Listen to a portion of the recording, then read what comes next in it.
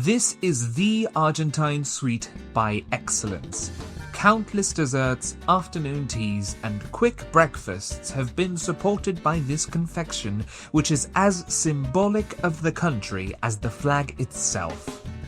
2 soft cookies sandwiching a generous dollop of dulce de leche covered in chocolate. That is the quintessential presentation of the world-famous alfajor. But it didn't always have that characteristic shape. Welcome to Further Records. I'm your host, Forrest. Grab a sweet treat and check out our extra material on Instagram, TikTok, and YouTube. It all started over 1,000 years ago. Around the year 700, Arabic conquerors reached the coast of Spain, and of course they took their delicious recipes. One of these dishes was called al-hasú, which was a paste made of almond, honey, and other nuts in the shape of a tube, similar to a toffee. If you know Mantecol, it looks like that. But wait, you may be saying, there's no cookies or dulce de leche in that recipe. You'd be correct.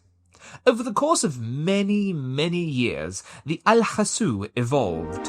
The paste was placed between 2 wafers so that it could be easily transported on Spanish ships. Those sweet sandwiches reached the shores of America during the Spanish colonisation. Thanks to this, the al-hasú reached Argentina.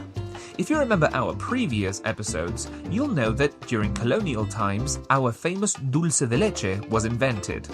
If you know a little about Argentine history, you'll know that it happened very shortly after the Wars of Independence.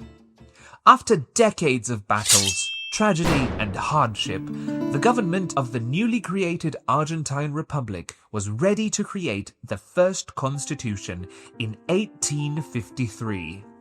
Why is this important? Isn't this an Alfajor episode? Well, you see, the creation of the constitution was happening in the province of Santa Fe. Not all of the representatives were from that province, and some of them had to rent rooms to sleep in. Some of the rooms were on top floors, located above the now legendary Merengo Sweets shop. It's unclear exactly how it happened, but in this shop worked the Piedrabuena sisters, creating all kinds of sweets and pastries. That was the birthplace of the alfajor we know and love today. The traditional Santafesine alfajor was created with dulce de leche between 2 flaky cookies covered in meringue.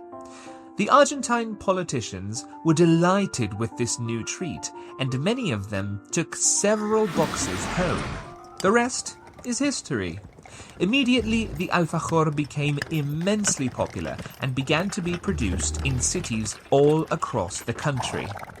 At this point, the story becomes somewhat unclear. However, we know that the company Havana was created in the 1940s, and Balgarce was founded in the 1950s. The 2 most important factories in Mar del Plata were the ones who popularized the modern alfajor. Soft cookies, a layer of dulce de leche, and chocolate covering.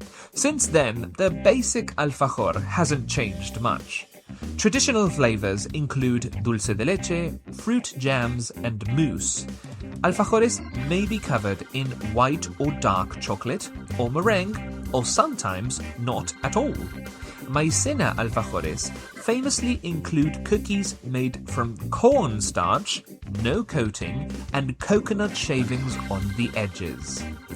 Alfajores come in many different shapes, sizes, colors, coatings, and fillings.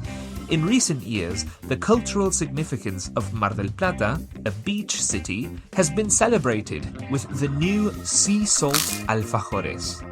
Other new flavors include spicy alfajores and the luxurious Dubai flavor, which includes a modern pistachio filling. Still, these treats need no innovation. After all, 6 million of them are sold every day.